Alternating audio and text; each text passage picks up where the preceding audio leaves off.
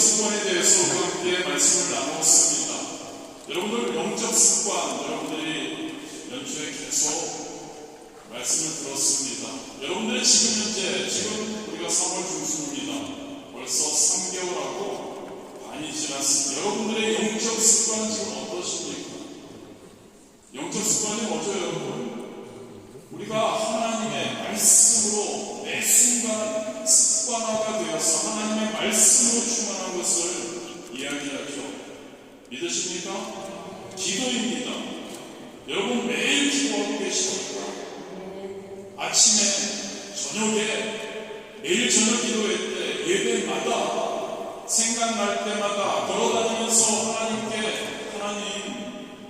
하나님하고의 대화를 여러분들 하고 계십니까? 영적 습관입니다. 그리고 그 영적 습관, 개인적으로 하는 것이 있죠. 아침에 일어나서 우리가 무엇을 하죠? 고백을 해야죠. 뭐라고요? 주는 그리스도시요 살아계신 하나님의 아들 맞나요? 아들이십니다. 주님은 그리스도십니다. 주님은 메시아이십니다. 주님은 나의 구원자이십니다. 그 주님은 하나님의 아들이십니다. 아침에 고백을 하고 시작하자는 거죠. 너무 길게 기도하려고 하지 마십시오. 졸립잖아요. 같이 잘 못하잖아요. 그 고백이라도 우리가 할 수 있게 되길 원합니다.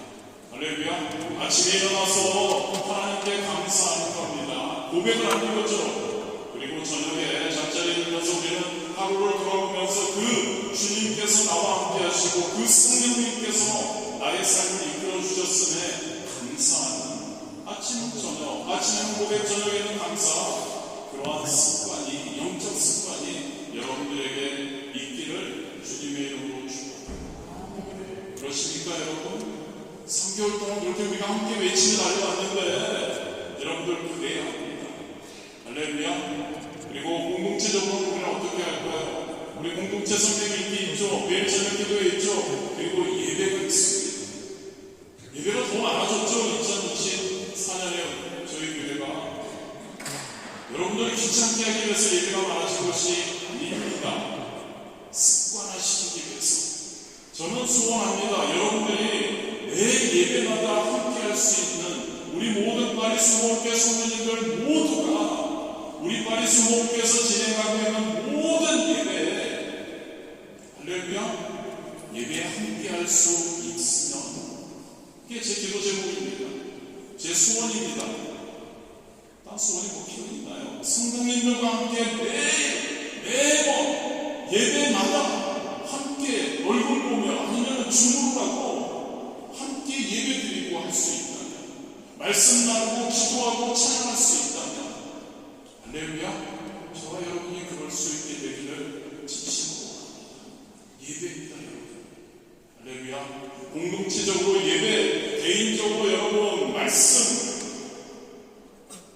공동체 성경 읽기 여러분들 개인적으로 매일 말씀을 상정하시고 기도 저녁 기도 아침에 고백 저녁에 감사 이 습관이 여러분들 삶에 있을 때 여러분들은 매 순간 승리하는 삶을 살 수 있으리라 믿습니다.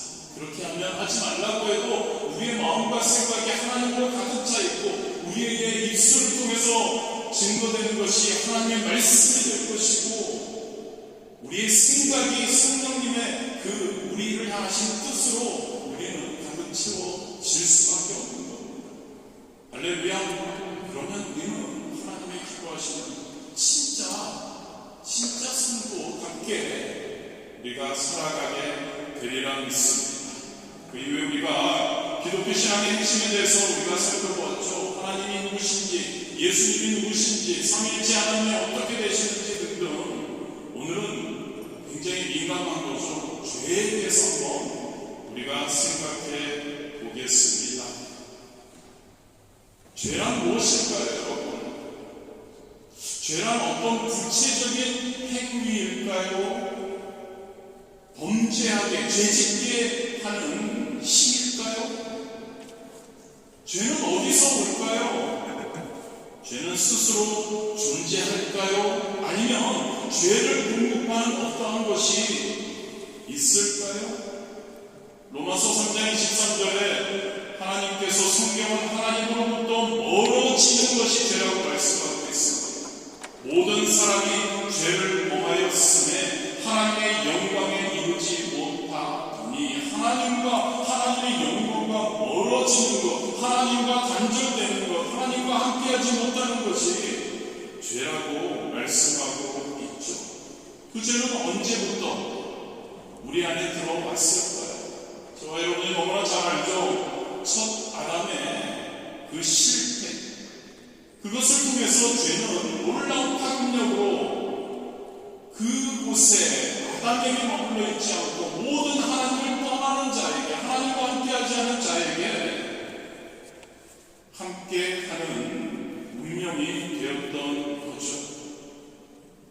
기독교의 핵심 복음, 그 복음은 예수 그리스도께서 십자가의 은혜를 통해 이 죄를 어떻게 해결해 주셨는지를 우리에게 말해 줍니다. 그 복음을 통해서만, 그 예수 그리스도의 십자가를 통해서만 우리는 죄가 무엇인지를 온전히 깨달을 수 있습니다. 그리고 우리는 그 죄를 이겨낼 수 있는 것이죠. 이 시간에 원죄에 대해서, 아담의 그 지은 죄, 아담의 그 실패에 대해서 우리가 한번 살펴볼 겁니다. 그리고 그 실패의 결과, 원죄의 결과가 무엇인지, 그리고 그 안에 담긴 죄의 본질이 무엇인지를 우리가 함께 살펴보고, 그렇다면 그 죄, 우리에게 항상 우리를 공격하는 그 죄를 어떻게 승리할까, 어떻게 이길 수 있을까에 대해서 한번 살펴보기를 원합니다. 원죄란 말은 성경에 없습니다. 단지 로마서 5장 12절과 10편 51편 5절에 그 두 절을 조합해서 발전된 표현이라고 할 수 있습니다. 로마서 5장 12절인데, 그러므로 한 사람으로 말미암아 죄가 세상에 들어오고 죄로 말미암아 사망이 들어왔네. 이와 같이 모든 사람이 죄를 지었으므로 사망이 모든 사람에게 이르렀느냐. 시편이죠. 내가 죄악 중에서 출생하였으며 어머니가 죄 중에서 나를 잉태하였나이다. 이것은 여러분, 죄인된 인간의 어떠한 성적인 결합을 통해서 계속 죄의 생명을 유지하고 성장시켜서 대물림을 한다는 그런 의미가 아닙니다. 오히려 원죄라는 표현은 죄가 지배하고 있다는 속성을 우리에게 이야기합니다.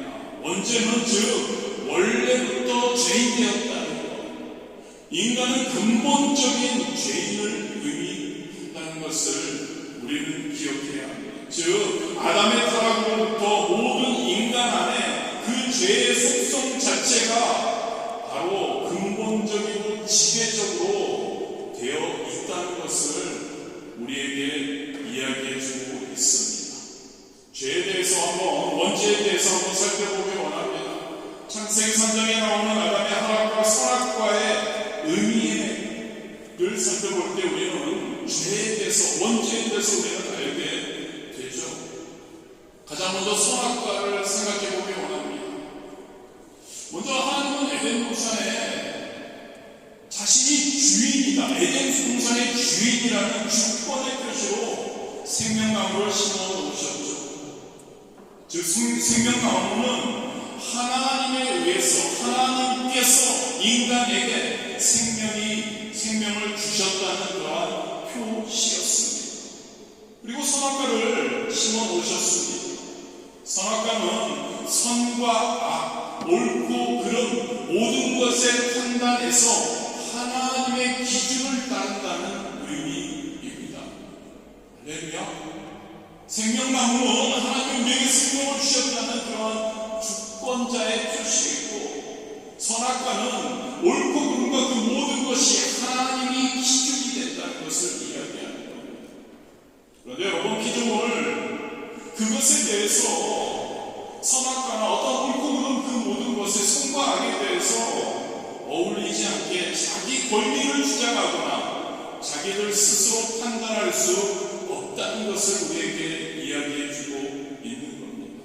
하나님은 선악과를 미안하지만 이 선악과는 건드리지 말라고 하신 것과 같습니다. 내가 하는 대로 너 그냥 하면 되라고 하나님은 우리에게 명령하시고 그렇게 만드실 수 있었습니다만 하나님은 인간을 로봇으로 만들지 않으셨죠. 그냥 하면 누르면 그냥 하는 것 같이 우리 인간을 만들지 않으셨다는 겁니다. 조금 더 위대한 존재로 우리를 만들어 주셨습니다. 그래서 하나님께서는 하나님의 그 지각이라는 일부를 우리에게 넣어주셨죠. 그래서 하나님을 자발적으로 여러분, 제가 자주 강조하는 말씀이죠. 자원하는 마음으로, 할렐루야, 자발적으로 자원하는 마음으로 하나님을 따를 수 있는 마음을 주셨습니다. 자발적으로 자원하는 마음으로 하나님을 사랑할 수 있도록 알려주시고 이끌어 주신 거죠. 무슨 말인가요, 여러분? 우리는 하나님께 창조받은 피조물이지만 우리는 각자가 주체적인 존재라는 이야기입니다. 할렐루야. 로봇은 아니라고 우리는 우리의 주권을 나는 갖고 있다는 거죠. 그런데 우리는 주체적으로 우리는 뭘 할 수 있지만 그런데 하나님께서는 강조하십니다. 역대상 22장 11절에 말씀하죠. 야훼여 위대하심과 권능과 영광과 승리와 위엄이 다 주께 속하였사오니 천지에 있는 것이 다 주의 것이옵소이다. 야훼여 주권도 주께 속하였사오니 주는 높으사 만물의 머리이시니이다. 우리를 주체적인 존재로 만드셨지만 그 대신에 우리에 대한 주권은 하나님께 있다고 말씀하고 있는 거죠. 왜 그럴까요? 하나님은 만물의 머리이시고 하나님은 만물의 주권자이시죠. 그분만이 선악을 그것을 나눌 수 있는 기준이 되시는 거죠. 선악과는 여러분, 하나님이 우리의 주인이 되신다는 주권의 표시였다는 것을 항상 우리는 기억해야 합니다. 두 번째로 여러분, 선악과는 하나님의 형상으로 우리를 창조하신 우리 인간에게 어떤 권한과 경계를 알게 하시는 표식이 됩니다. 우리를 로봇처럼 만들지 않으시고 우리에게도 어떤 권한을 주셨다는 겁니다. 그리고 우리에게 어떤 경계를 알려주셨다는 거죠. 즉 하나님께서는 우리를 존귀한 존재로 인정해 주신다는 것을 의미합니다. 그렇습니다. 여러분, 하나님은 인간이 저와 여러분을 가장 아름답고 수준 높게 창조하셨습니다. 좀 전에도 말씀드렸지만 하나님께서는 우리에게 지각을 부어주셔서 우리가 하나님의 말씀을 이해할 수 있게 하셨죠. 그래서 우리에게 선악과에 대한 규칙을 정해주십니다. 그게 잘 따르면 굉장히 우리에게 좋은 건데 그것을 우리가 잘못 오해하고 범하게 되면 굉장히 예민한 것이죠. 우리에게 어려움을 줄 수도 있는 겁니다. 그런데 하나님께서는 우리를 존귀하게 지으시고 우리를 하나님의 말씀을 알게 하시고 우리가 그 주체적인 마음을 가지고 우리가 그것을 자원하는 자발적으로 우리는 하나님을 따를 수 있도록 사랑할 수 있도록 만드셨다는 거죠. 이 선악과가 그 권한과 경계의 그것이 된다는 거죠. 이것은 우리에게 굉장히 어려움을 그림자가 될 수도 있기는 합니다. 그런데 여러분, 선악과를 통해서 하나님께서는 우리에게 인간을 어떻게 만드셨다, 인간을 얼마나 존엄하게 만드셨다는 것을 이야기해 주는 겁니다. 세 번째로 선악과는 강제적으로 하지 말라라고 하는 것보다 선악과는 아담과 하와의 손에 닿는 곳에 있었다는 것을 우리는 기억해야 합니다. 아까도 말씀드렸죠. 자발적으로 하나님의 말씀에 따르도록 하나님께서는 아담에게, 저와 여러분에게 초대하고 계신 거죠. 이와 같은 상황 아닐까요, 여러분? 아버지가 아이가 보는 곳에 지갑을 놔둡니다. 그리고 아이에게 이거 아빠 거야, 가져가면 안 존재라고 말합니다. 아이가 지갑에 손을 댈 수 있습니다. 그런데 아버지가 아이에게 신뢰를 먼저 보여주는 거죠. 아버지가 아이에게 신뢰가 없으면 그 지갑 그냥 처음부터 금고 같은 곳에 집어넣고 잠가버리는 그만인 겁니다. 그러면 아이가 훔칠 이유도 없고 훔칠 수도 없고 죄를 지을 이유도 없겠죠. 그런데 하나님께서는 그렇게 하지 않으셨죠. 왜 그럴까요? 바로 우리에게 믿음을 보여주시는 것이죠. 그게 여러분 사랑의 관계 아닌가요?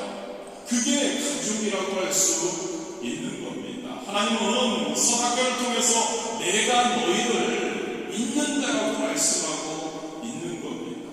너희가 자원하는 마음으로 자발적으로 순종을 하기 원한다는 겁니다. 그래서 내가 너에게 선악과라는 그것을 놓고 너는 그것을 나의 말에 순종할 것이라는 믿음을 보여주신 거죠. 로마서 5장 19절인데 한 사람이 순종하지 아니함으로 많은 사람이 죄인된 것 같이 한 사람이 순종하시고 많은 사람이 의인이 되리라. 선악과는 저와 여러분이 자발적으로 자원하는 마음으로 순종할 수 있는 하나님이 우리에게 보여주신 우리에게 주신 그러한 표시였다는 것을 기억하기를 원합니다. 할렐루야. 원죄의 시작인 거죠, 여러분. 선악과를 통해서 원죄가 이런 상황에서 뱀은 하와를 유혹하죠. 어떻게 유혹하죠? 하나님의 말씀을 왜곡하면서 하와를 유혹합니다. 창세기 3장 1절에 보면 뱀은 하와에게 이렇게 얘기합니다. 동산에 있는 모든 하나님이 실과를 먹지 말라고 하시거냐라고 물어봅니다. 사실 하나님은 그렇게 이야기하지 않으셨습니다. 4절에 봐도 보면 뱀은 선악에 대해서도 선악과에 대해서도 먹어도 절대 죽지 않는다고 하와에게 이야기를 합니다. 그런데 하나님은 선악과를 먹으면 정령 죽으리라고 말씀하셨죠. 5절에 보면 선악과를 먹으면 오히려 너 하와 하나님처럼 될 거야 라고 하와의 자아를 부추깁니다. 그런데 여러분 아시잖아요. 하나님으로부터 선악과를 먹으면 영적 죽음에 이르게 된다는 거죠. 하와를 뱀은 유혹합니다. 하나님의 말씀을 조금씩 왜곡하고 그렇게 유혹을 하죠. 여러분 바로 이런 것들이 뱀과 같이 자기에게 유익되고 편하게 그 하나님의 말씀을 틀어버리는 것이 세속화라고 할 수 있는 겁니다. 말씀을 잘 푸는 것하고는 이것은 다른 겁니다. 사실 여러분 성경을 하나님의 말씀을 우리가 새 번역으로 읽든지 개역개정으로 읽든지 개역 한글로 읽든지 상관없습니다. 영어 번역본으로 읽든지 불어 번역본으로 읽든지 말씀이 왜곡되지는 않습니다. 이런 것과 같은 겁니다, 여러분. 우리가 약을 먹어야 할 때 그것을 물에 타서 숟가락으로 그것을 먹든 어린아이들처럼요. 알약 같은 거 잘 쪼개서 아니면 그것을 물과 함께 삼키든지 그 약의 유효 성분만 정확하게 들어있으면 효과의 정도의 차이는 조금 있을 수 있지만 그 효과가 있는 것과 마찬가지라는 거죠. 하나님의 말씀에 생명이 담겨 있으면 하나님의 말씀에 구원의 분명히 담겨 있으면 그 말씀은 약간의 전달됨에 있어도 전혀 왜곡되지 않는다는 것이죠. 효과가 사라지지 않는다는 뜻입니다. 그런데 여러분 하나님의 말씀을 생명이 떠나가고 하나님의 말씀의 그 복음과 구원이 없어진 상태에서 하나님의 말씀이 우리의 뜻대로 우리의 편한 대로 그것이 전파되게 된다면 몇몇만 거쳐도 완전 다른 하나님의 말씀 이야기가 될 수 있다는 거죠. 이게 바로 세속화라는 겁니다. 저와 여러분이 한번 우리 주변을 바라보기 원합니다. 하나님의 말씀대로 우리가 그것을 이해하는 것이 아니라 다른 어떠한 풀이나 그러한 변화됨으로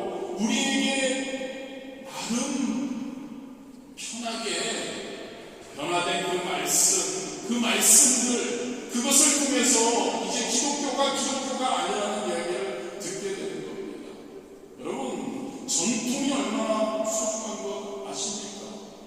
물론 더 발전해야 되지만 확고한 하나님의 말씀에 대한 전통을 가진 상태에서 우리는 나아가야 한다는 것이죠. 그렇지 않으면 지금 많은 사람들이 이야기하는 기독교가 개독교가 되는 것이고 기독교가 물을 탄 기독교라고 불릴 수 있다는 겁니다. 다시 돌아와서 여러분, 뱀은 하나님의 말씀을 왜곡하며 하와를 유혹했습니다. 하와의 입장에서는 어떤가요? 하와 또한 하나님의 명령을 왜곡한 그러한 결과로 하와는 뱀에게 유혹당하고 실패하게 됩니다. 창세기 3장 3절이죠. 동산 중앙에 있는 나무의 열매는 하나님의 말씀에 너희는 먹지도 말고 만지지도 말라 너희가 죽을까 하노라 하셨느니라. 먹지 말라고 했지만 하지도 말라라고 했나요? 하와는 뱀이 좀 전에 왜곡되게 하나님의 말씀 너 이렇게 하라고 했지 않냐라고 했던 것이 하와에게 나름 편안하게 다가왔습니다. 하나님께서 먹지도 말고 만지지도 말라고 했다고 가장을 합니다. 실패한 거죠. 하나님의 말씀대로 하와는 기억하고 있지 않았던 겁니다. 영적의 성장에서 과장되는 것은 명료하지 못한 것은 도움이 되지 않는다는 것을 알 수 있습니다. 아담도 실패하게 되죠, 여러분. 아담은 하나님의 명령보다 뱀과 하와의 말을 신뢰합니다. 결과적으로 하나님께 그리고 책임을 전가하는 아담은 실패를 맛보게 되죠.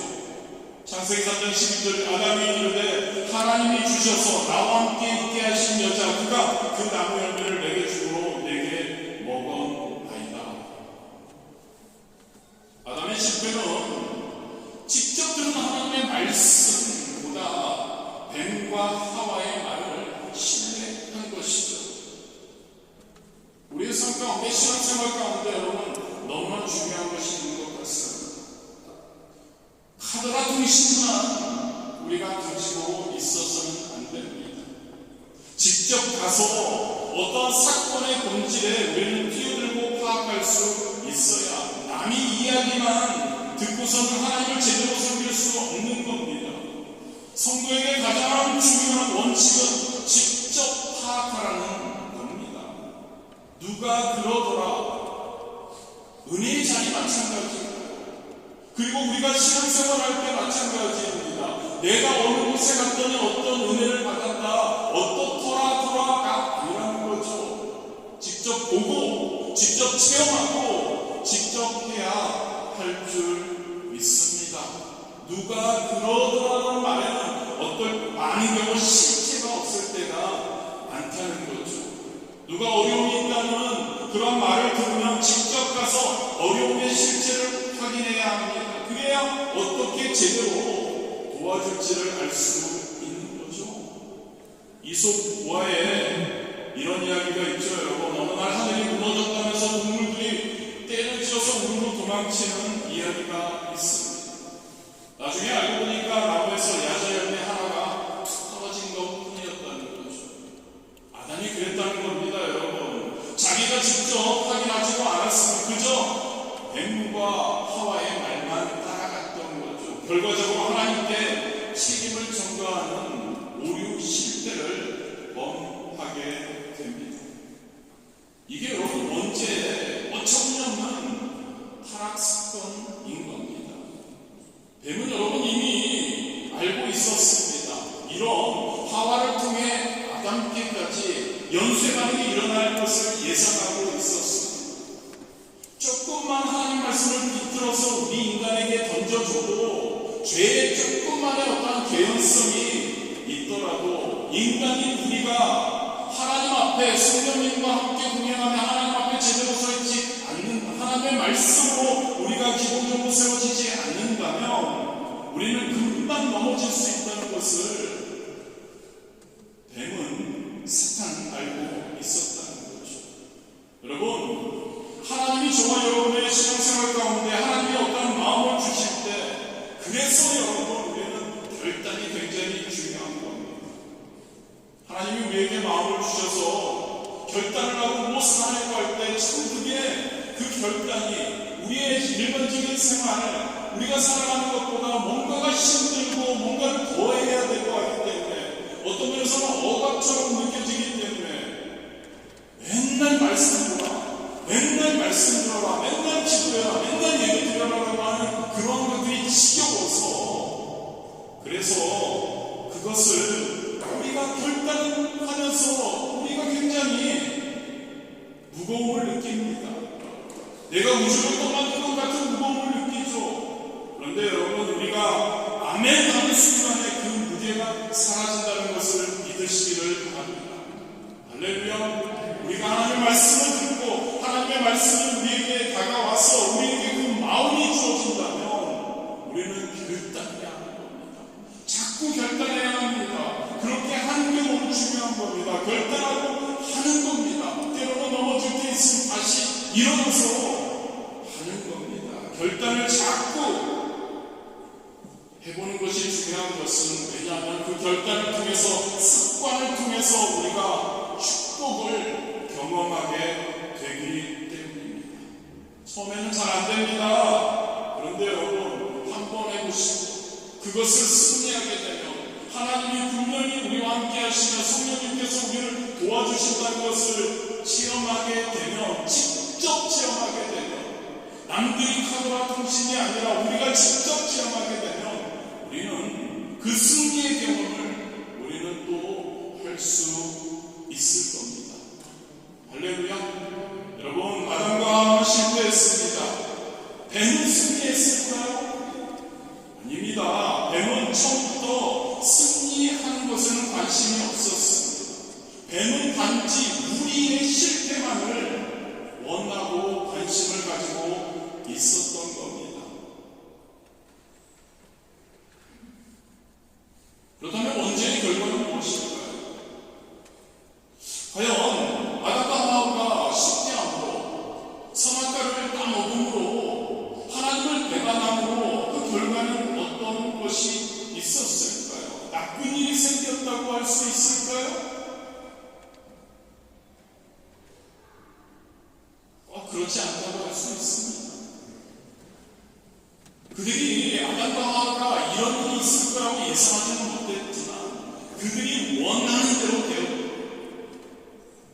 하나님이 에덴에서 그들을 추방하셨다고 말씀하고 있죠. 그런데 과연 이게 여러분 절반의 진실이라고 할 수 있습니다. 아담과 하와를 굳이 추방할 필요가 없었습니다. 왜냐하면 그들이 하나님을 추방해버렸기 때문이죠.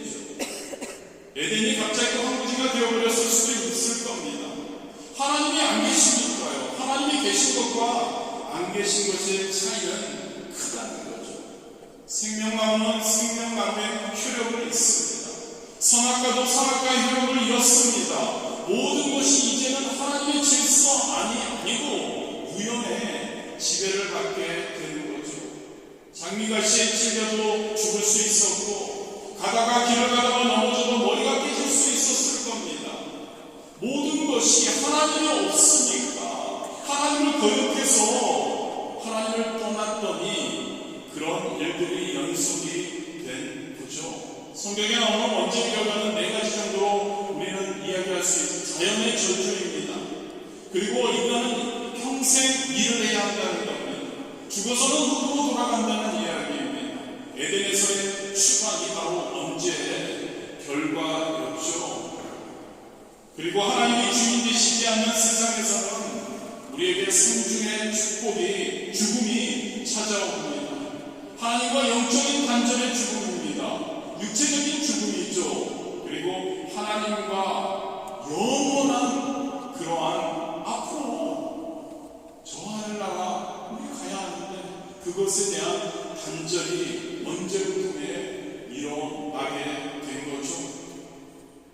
이 아담의 원죄에 우리에게 그렇다면 어떠한 영향을 미치냐는 것을 한번 생각해 보았으면 좋겠습니다. 아담의 원죄는 바로 대표성이라는 그러한 단어로 설명할 수 있습니다. 아담의 범죄가 모든 인간에게 적용됨을 의미합니다.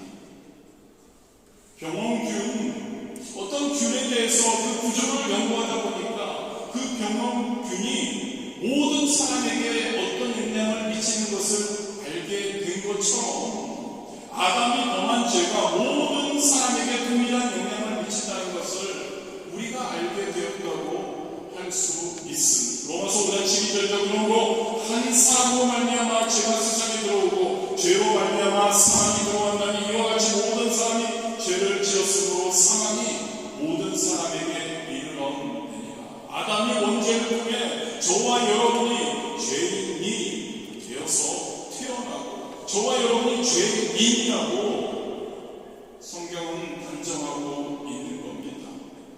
그리고 결과적으로 저와 여러분도 그러한 아담의 원죄를 통해서 저와 여러분은 전적인 타락 안에 거하게 되는 겁니다. 모든 사람이 예외 없습니다. 선에 대해서 우리는 전적으로 죄인이었기 때문에 무능한 자가 되고 영과 육이 완전히 죄로 오염되는 그러한 절망적인 운명에 처하게 된다는 거죠. 마치 말기암 환자와 같습니다.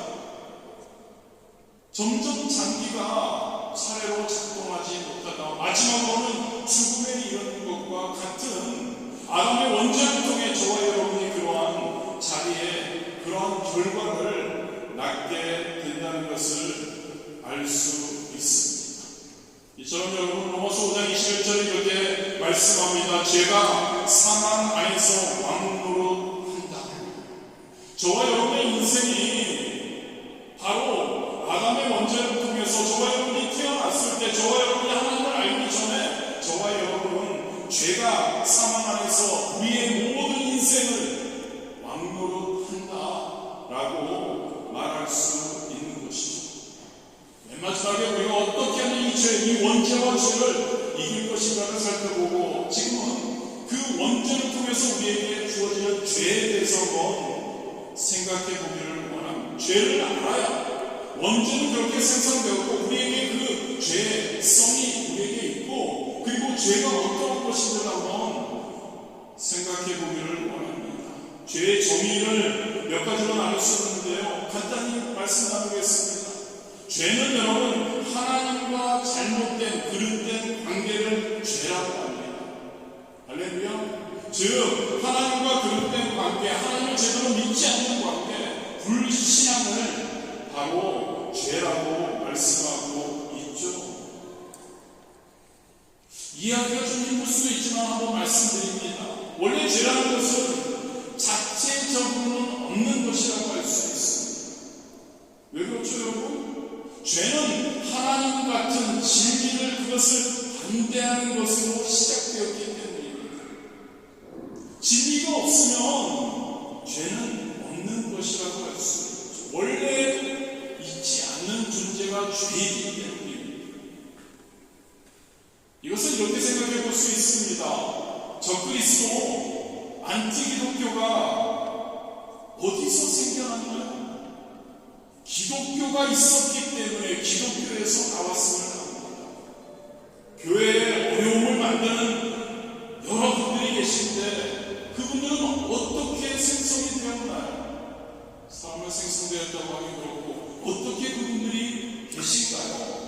교회 안에 교회가 있었기 때문에 교회 안에 그분들이 있던 사람들인 거죠. 예수님 시대에 바리새인, 사두개인, 율법 학자들 모두 하나님의 백성에 속해 있었습니다. 사탄도 마찬가지죠. 사탄이 누구입니까? 타락한 천사이죠. 천사가 없었다면 사탄도 없을 수 있었다는 겁니다. C.S. 루이스의 표현대로라면 그리스도인은 천사가 되거나 사탄이 되거나 둘 중 하나의 가능성밖에 없다라고 이야기합니다. 어쨌든 여러분, 죄는 하나님과 그릇된 관계, 하나님을 믿지 않는 것이 죄라는 것을 기억하십시오. 두 번째로 죄는 하나님의 말씀을, 그 진리의 말씀을 거짓으로 바꾸는 것이 바로 죄입니다. 그리고 죄는 진리를 가장합니다. 아까도 말씀드렸지만 죄는 스스로 존재하지 않기 때문에 진리를 가장하면서 실체를 보여주는 거죠. 그런데 그 진리를 왜곡한다는 이야기이죠. 우리를 속이기 위한 것입니다. 죄는 우리를 속이는 겁니다. 우리가 속지 않는다면 죄는 무서워할 것 없습니다. 우리가 속지 않으면 되는 거죠. 죄는 또한 지배하는 힘이 있다는 것을 우리는 기억해야 합니다. 죄의 정의입니다. 죄는 지배하는 힘이 있다는 겁니다. 죄의 속성을 몇 가지 함께 나누겠습니다. 죄의 속성은 가장 먼저 죄는 인간의 자아와 성품 안에 자리 잡을 수 있다는 것을 우리는 기억해야 합니다. 죄는 인격적이라는 것이죠. 죄는 저와 여러분의 그러한 성품 가운데 자리 잡을 수 있다는 것. 그리고 죄는 시작부터 끝까지 가는 속성을 지닙니다. 죄는 그래서 죄가 좀 전에도 말씀드렸지만 우리의 삶에 막론할 수 있다는 겁니다. 복음과 마찬가지입니다. 복음도 자기 완결적이라고 합니다. 즉 복음을 통해 처음부터 끝까지 우리가 제대로 하나님을 믿기 시작하면 끝까지 하나님께서 우리를 책임져 주신다는 거죠. 죄도 마찬가지라는 겁니다. 죄도 잘못 시작되면 그 죄로 끝까지 갈 수 있다는 것을 죄의 속성이라고 말할 수 있습니다. 속성 중에 아까 좀 전에 저기에서도 말씀드렸지만 죄는 그러한 거짓을 사용하는 그러한 자라고 할 수 있습니다. 그리고 죄는 모든 죄가 크기가 같다는 것을 우리는 기억해야 합니다. 예수님 마태복음 5장 28절에 말씀하시죠. 음욕을 품고 여자를 보는 자마다 마음에 이미 간음하였느니라. 생각과 행동의 죄의 크기가 같다는 이야기를 이야기해주고 있습니다. 오해하지 마시기 바랍니다. 죄를 생각했고 그리고 죄를 행했다고 해서 이게 똑같이 하나님이 여기신다는 이야기는 아닙니다. 죄인데 죄의 힘이 얼마나 강력한지 생각을 통해서 실행까지 옮길 수 있다는 것을 죄는 죄라는 거죠. 죄의 속성입니다. 그리고 죄는 우리의 삶 가운데 가장 깊은 곳에 자리 잡으려고 합니다. 죄가 우리의 마음에 들어오면 그 죄가 우리의 성품이 그런지 그것을 행하려고 한다는 것이죠. 그래서 저와 여러분은 죄가 우리에게 느껴질 때요, 죄가 우리 안에 들어오는 것 같이 죄가 우리에게 유혹하는 것 같을 때 우리는 그 죄에게 절대 기회를 주지 말아야 합니다. 할렐루야. 죄에게 기회를 주지 말아야 됩니다. 오로지 우리는 은혜 안에 있어야 하는 것이죠. 그래서 죄는 우리를 이렇게 공격합니다. 여러분, 짜장면이 먹고 싶다는 생각이 한번 들면 좀처럼 짜장면 생각을 떨치기가 어렵지 않나요? 우리 지금 계속 먹고 싶은가요? 우리가 만약에 집을 찾으려고 할 때 돌아다니다 보면은 국떡방이라고 하는 거좀 알아서 뭐라고 하죠? 어쨌든 아셔스 이목비에 그것만 눈에 보이기도 합니다. 동기가 굉장히 중요하다는 것을 이야기를 합니다. 여러분, 저와 여러분이 말씀을 먹는 것을 짜장면 먹는 것과 한번 비유했으면 좋겠습니다. 누군가가 여러분 만약 짜장면을 내가 지금 먹기는 해야 하는데 이게 잘 안 먹힌다고 하는 사람, 왜 그럴까요? 짜장면 원래 사실 먹기 싫어서 그런 거라고 할 수 있습니다. 말씀을 읽어야 하는데 말씀이 잘 안 익혀진다고 한다면 사실 처음부터 짜장면처럼 읽기 싫은 것은 아닐까요? 마음이 있다면 여러분, 그 다음은 모든 것이 일사천리로 되는 겁니다. 죄가 마찬가지라는 겁니다. 죄가 우리에게 어떤 동기를 부여하게 되면 우리는 죄 가운데 빠져서 죄를 행하게 될 수밖에 없다는 것이죠.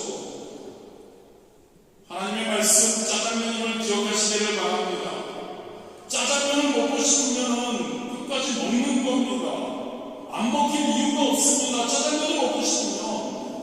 하나님의 말씀이 여러분 그렇지 않을까요? 하나님의 말씀을 내가 읽어야겠다, 먹어야겠다, 그것이 맞다라고 우리가 생각을 한다면, 동기가 우리에게 주어진다면, 복음이 자기 완결적인 것처럼 복음이 알아서 모든 것을 우리가 결단하고 그 복음 안에 거하려고 할 때 그 복음이 우리를 복음적인 삶으로 살게 해주시는 것처럼 말씀 또한 우리가 그 말씀을 읽어야겠다고 결단하고 나아가면 그 말씀이 우리를 분명히 충만하게 해 주실 줄 믿습니다. 동기가 중요하다는 겁니다, 여러분. 결단이 중요하다는 겁니다, 여러분. 그리고 하는 것이 중요한 겁니다. 넘어지면 어떻습니까? 다시 일어나면 되잖아요. 시도도 안 하는 우리가 아닙니까? 그렇습니다, 여러분. 죄 마찬가지죠. 죄도 우리에게 무슨 동기만 심어주면 나머지는 우리가 죄에 다 싣고 살게 되는 겁니다. 죄의 전략입니다. 동기를 부여하는 것이죠. 그리고 죄는 자신의 모습이 우리의 삶 가운데 드러나지 않도록 숨겨줍니다. 그리고 죄는 우리가 죄를 받아들인 이유에 대해서 알리바이를 죄는 우리에게 더 줍니다.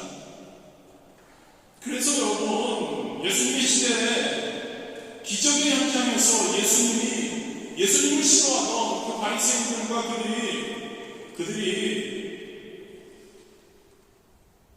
마음이 더 완악해졌음을 우리가 봅니다.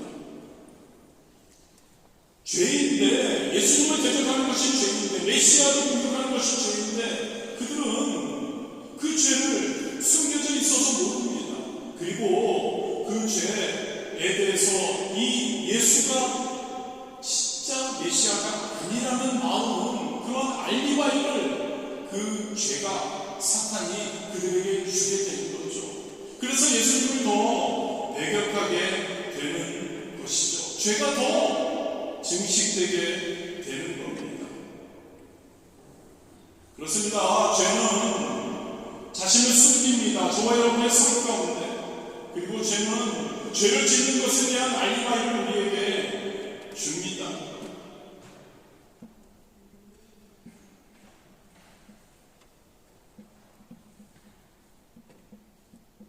죄의 약점을 잠시 함께 나누고 어떻게 하면 우리가 승리할지를 함께 나눕니다. 죄는 명확하지가 않습니다.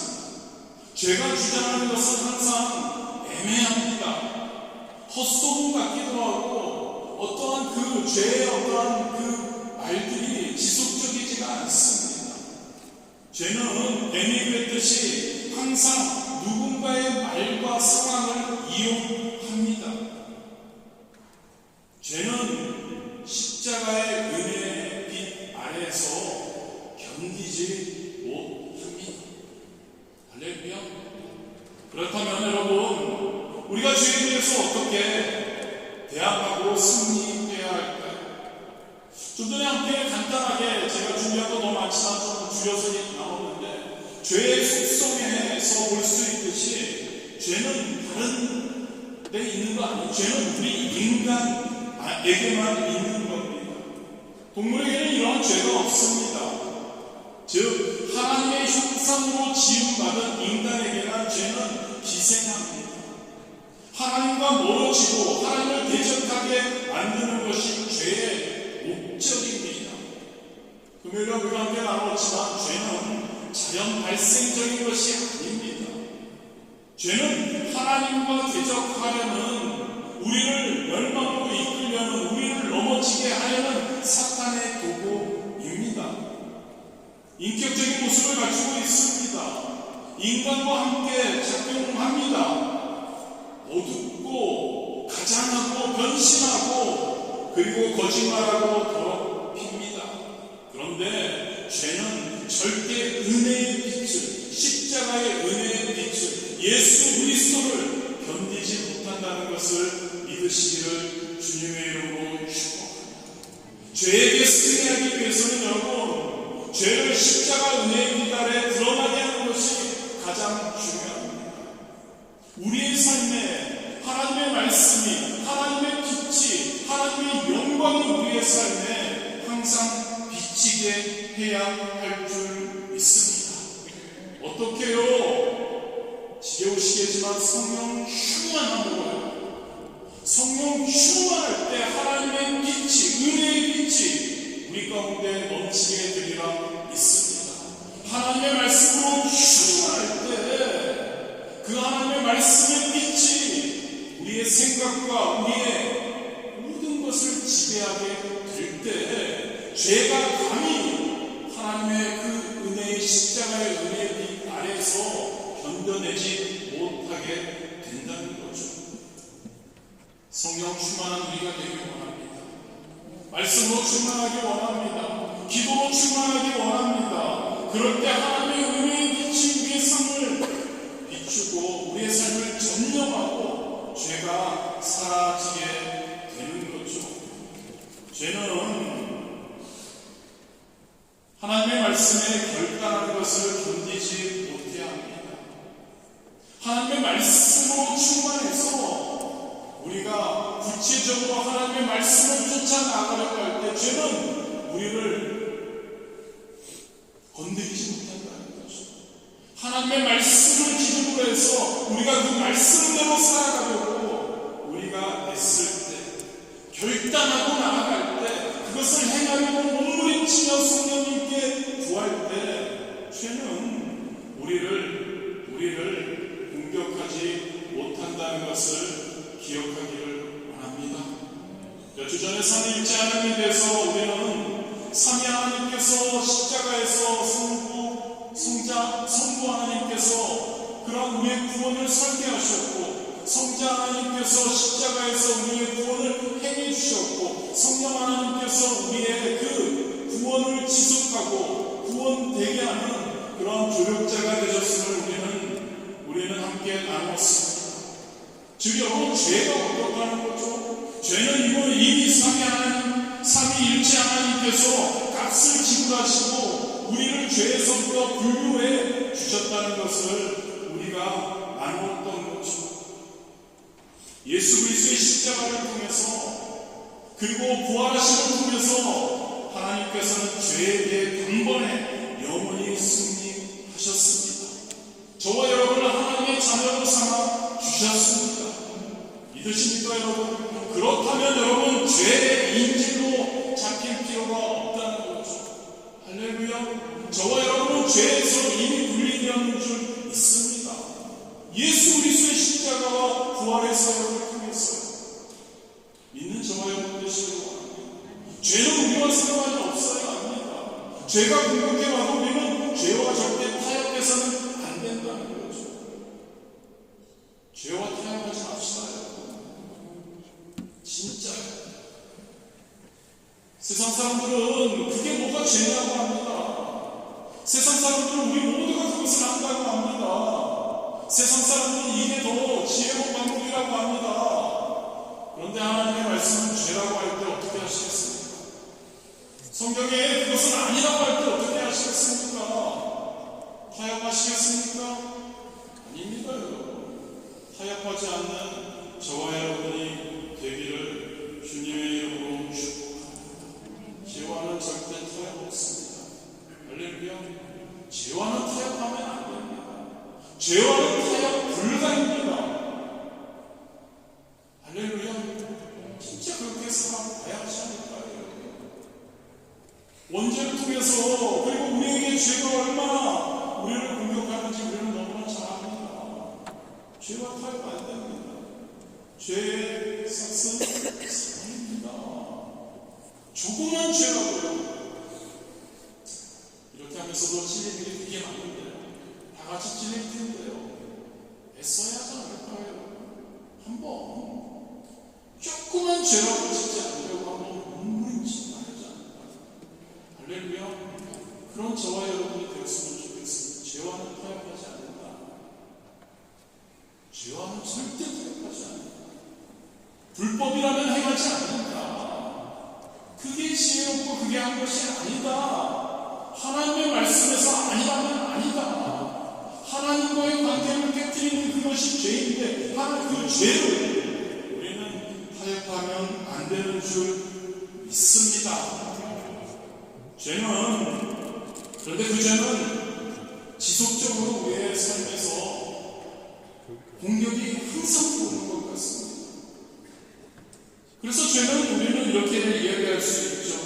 지속적으로 매일매일 매 순간 발생하는 음식 쓰레기와 같다고 우리는 말할 수 있습니다.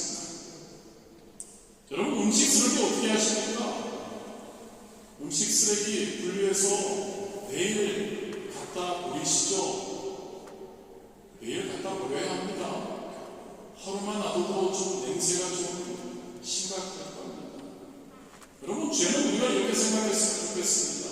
죄는 음식 쓰레기다. 뭐죠, 여러분? 생길 수밖에 없는 거죠. 우리 먹고 살아야 되니까 먹어야 되니까요. 음식 만들면서 쓰레기가 생기죠. 그런데 그 쓰레기가 생깁니다. 그런데 그거는 갖다 버리면 깨끗해지는 겁니다. 죄가 마찬가지입니다, 여러분. 저와 여러분의 삶에 매일매일 생기는 음식 쓰레기라는 것을 기억하십시오. 그리고 예수 그리스도의 이름으로 그것을 갖다 버려버리는 겁니다. 휴지통에 쳐박아버리는 겁니다. 그럴 때 우리는 다시 깨끗해지는 거죠. 죄를 승리할 수 있는 방법입니다. 그리고 좀 전에 말씀드렸지만 삼위일체 하나님께서 십자가를 통해 부활하심을 통해 죄를 이겨주심을 그것을 항상 우리는 기억하기 원합니다. 죄에서 자유하다는 거죠. 할렐루야. 우리가 예수 그리스도를 온전히 믿고 신앙 가운데 거한다면 죄는 우리와 상관이 없다는 거죠. 죄가 우리를 어떻게 공격하더라도 우리가 죄에 절대 질 수가 없다는 것을 믿으시기 바랍니다. 죄에서 자유함을 누리시기를 바랍니다. 죄에서 우리는 승리하였다고 선포하십시오. 고백하십시오. 매 순간 죄 나와 상관없다고 하십시오. 매일 갖다 버리겠다고 생각하십시오. 죄와는 절대 타협하지 않겠다고 생각하는 저와 여러분이 되기를 원합니다. 저와 여러분의 삶에서 성령님께서 항상 빛이 비춰주시면 죄가 드러나게 되고 우리는 그 드러난 죄를 쓰레기에 갖다 버리면 되고 승리하는 저와 여러분 되시기를 지치고 원합니다. 할렐루야. 오늘 되게 무거운 죄 원죄 죄 등등 여러 가지 많이 했지만 핵심은 그겁니다. 여러분, 죄는 아무것도 아니라는 거죠. 할렐루야. 제대로 믿기만 한다면, 죄와 절대 타협할 마음이 없다면 타협하지 맙시다. 오늘 되게 강조하는데요, 죄와 타협하지 맙시다. 세상은 다 그런 거다가 아니잖아요. 하나님이 아니라고 하면 아닌 거여야 좋겠습니다. 아멘이 없으십니까? 하나님이 아니라면 아닙니다. 아멘이십니까? 죄와는 타협 불가입니다. 서로 우리가 분명했으면 합니다. 가끔 우리가 알지 못하면서 세상과 타협하고 죄와 타협할 때가 있을 수 있습니다. 그때마다 서로 조심스럽게 권면합시다. 이건 아니지 않습니까? 서로 그러면서 점점 죄를 멀리하고 죄를 버리고 항상 승리하는 그런 귀한 우리 바리수 공대 성도님들 되시기를 주님의 이름으로 축복합니다.